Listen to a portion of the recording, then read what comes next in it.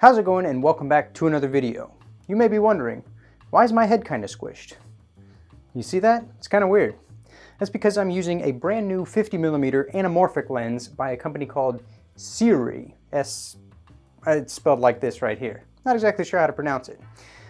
But before we go any further, let's go ahead and fix this. Let's see.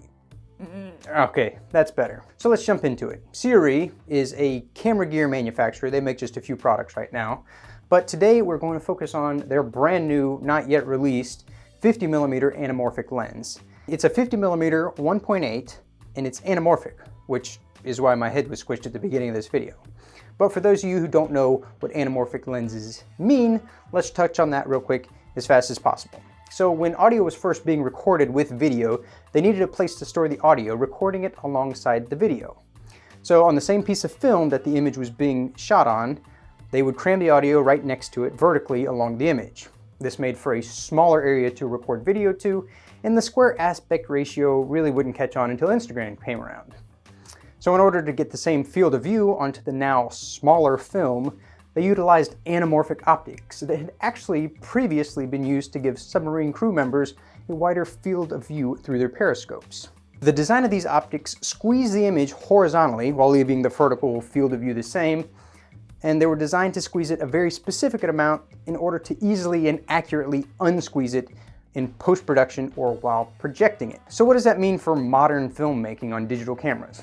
Well, it means you get a wider horizontal field of view for a given focal length. So instead of getting a 50mm focal length field of view with this lens, you may actually get something wider, which makes for a pretty interesting look and have a different aspect ratio altogether. It gives your footage the letterbox black bars on the top and bottom that has come to be associated with cinematic footage. So basically, this lens will automatically take your footage to the Hollywood level. But actually no. However, it is still a pretty cool and unique lens, and what makes it stand out even more is its price. Anamorphic lenses are known to be very expensive, and even the cheap ones being out of reach for almost everybody. However, the SIRUI lens will only set you back about $600 on their Indiegogo page, which they are running a promotion for on this lens right now. The retail price will be closer to $700, but that's always subject to change. Be sure to check out the Indiegogo in the description down below, and also check out their other website for other products that they offer. So now that you have an idea of what makes this lens unique, let's check it out by comparing it to the completely not unique Sony 50mm f1.8. Now this is technically an identical focal length and aperture, f1.8, f1.8, 50mm, 50mm, but it makes for quite a difference in the end result. So let's check out some side-by-side video, as well as some images to see the difference in sharpness. So right away, it's apparent with the overall field of view. You can see a lot more in the scene, which can give you a little bit more context as to a given shot, which can sometimes be critical to visual storytelling.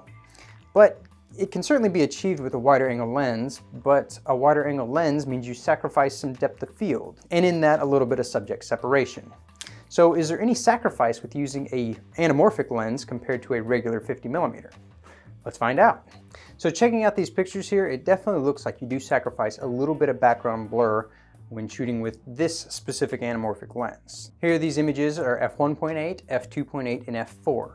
And there is less background blur. I'm not sure if that's typical of all anamorphic lenses or just this one specifically, and that's part of the reason that it ended up being so cheap. Even after you stretch back out the footage and correct the aspect ratio, you still end up with these nice little bokeh balls that are oblong in the background, which is another signature look for anamorphic lenses. So some filmmakers desire that look because it's the more cinematic look.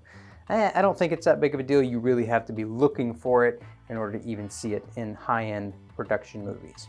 So one thing to note during this test is that our subject was actually minimum focus for the SIRUI lens. And that minimum focus was to the tune of about 4 feet. Meanwhile, the Sony 50mm full frame had a much shorter focusing distance. This may not really be an issue for most people shooting video because even with this long minimum focus, you still had plenty of room to fit somebody's entire face in frame, like this. Let's see here. All right, this is minimum focus. Do you need any closer than this? Maybe. but I think it'll be adequate for most things. So while we're looking at these pictures, let's go ahead and check out the sharpness between these two lenses. You can see here that they're both shot at f1.8. Neither of them are spectacular, but the Anamorphic seems to fall behind. There's some smearing both horizontally on his eyes, which may be a result of the correcting of the aspect ratio. There's also smearing on his arm, which looks like motion blur, but both of these images were shot with a remote shutter, so I really doubt that that's the case. Moving on to f2.8, it's more of the same story, but at this aperture, the Sony lens seems to pull ahead in raw sharpness, but I do think the SIRUI has more vibrant colors, if only by a touch. Finally, at f4, the Sony pulls ahead a bit further, and the Anamorphic leaves something to be desired, even at f4. I mean, it's f4, that's pretty dark. So that was a little close up and personal for the SIRUI. Let's move a little bit further away from the camera. However, this story seems to stay the same. At f1.8, the SIRUI looks pretty good, showing a little better contrast than the Sony and maybe a little bit more vibrant colors still, but it's still being beaten in sharpness. At f2.8, this sharpens up a little bit, but the Sony stays just ahead of it. And on to f4, the story stays about the same again. It just can't quite catch up with the Sony for sharpness. So this lens is designed specifically for APS-C size sensors. You can put it onto a full frame body, I mean, feel free to do that, but I took some photos and video examples of how harsh the vignetting is. Yeah, you can come in. Guess who's down at the curb taking the trash bags? Like, why are you so bad? This is what it's like with him all day long, and it makes me just like... We got a new puppy. He's a hellion. I'm leaving, by the way, so... All right, bye. All right, moving on. One thing that you can't ignore when showing off an anamorphic lens is the signature lens flare that comes with the anamorphic design. Again, it's one of those staple things you see in so many big budget movies, especially action movies where they really make use of it, or sci-fi movies where it adds kind of an eerie effect to it, especially if it's nighttime, headlights kind of deal. There's a very distinct horizontal line that's produced when panning across or tilting up and down over bright points of light, just like you're seeing in this video footage here. It's kind of neat looking, and there's a lot of post-processing effects that can do similar things, but of course, if you can get it done in the camera, you might as well. Overall, the design of this lens is really nice. Being made entirely out of aluminum alludes to the potential durability throughout its lifetime. However, this does make for a heavier lens than expected when you pick it up, because it's still kind of small and compact, but boy is it heavy. In fact, so heavy it's triple the weight of the Sony. So you'll certainly feel it when you mount it up onto your camera. One thing I do wish they had done differently is that because this is almost exclusively a video lens, because taking pictures with this is kind of weird. Anyways, I wish they had put some focus gears on it, because I mean, it's a very video focused lens.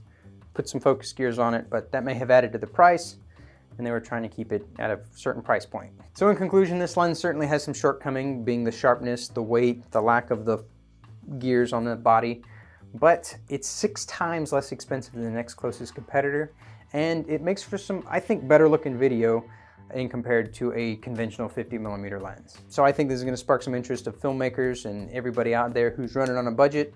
I'm running on a budget, you're probably running on a budget, everybody's got a budget, and this is a cool lens to be able to branch out and get some of those anamorphic style shots. As a reminder, don't forget to check out SIRUI's Indiegogo campaign down in the description, and you can grab this lens for $100 under retail, and also check out their website for some additional products. The links will be in the description. So thanks for watching, and I'll see you guys in the next one. Peace.